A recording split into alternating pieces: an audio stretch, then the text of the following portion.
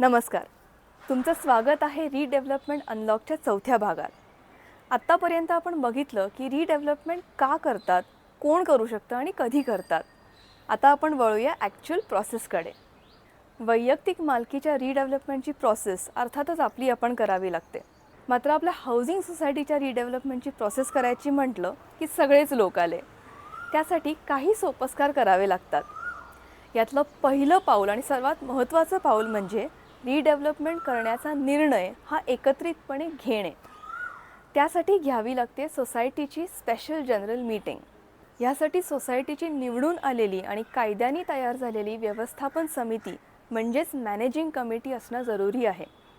सोसायटीच्या रिडेव्हलपमेंटबाबत चर्चा करण्यासाठी समितीच्या सचिवांकडे स्पेशल जनरल मीटिंगची मागणी केली जाते. अशी सभा बोलवण्यासाठी सभासदांना अर्ज करायला लागतो. पूर्वी किमान 25% सदस्यांनी रिडेव्हलपमेंटची मागणी करणं आवश्यक होतं, पण आता तो आकडा 20% आलेला आहे. ही प्रक्रिया सुरू करण्यासाठी कोणतीही कालमर्यादा नाही. असा अर्ज आल्यानंतर 8 दिवसाच्या आत समितीच्या सचिवांनी मॅनेजिंग कमिटीमध्ये त्याची नोंद घेणं गरजेचं असतं. त्यानंतर 2 महिन्याच्या आत स्पेशल जनरल मीटिंग बोलवावी लागते. या मीटिंगचा अजेंडा आणि सूचना ही सभासदांना किमान 14 दिवस आधी देणं बंधनकारक असतं.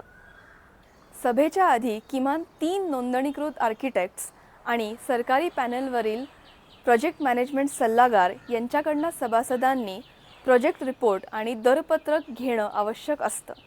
सभेच्या तारखेच्या 8 दिवस आधी आर्किटेक्ट किंवा प्रोजेक्ट मॅनेजमेंट सल्लागार यांच्या नावे सभासदांनी त्यांचे इनपुट्स, सूचना, शिफारसी या लेखी स्वरूपात मॅनेजिंग कमिटीकडे द्यायच्या असतात.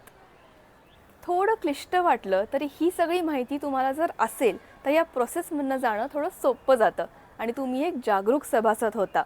आत्ता आपण इथेच थांबूयात. या पुढच्या भागात आपण जाणून घेणार आहोत की स्पेशल जनरल मीटिंगमध्ये नेमकं काय होतं. So stay tuned and don't forget to follow us.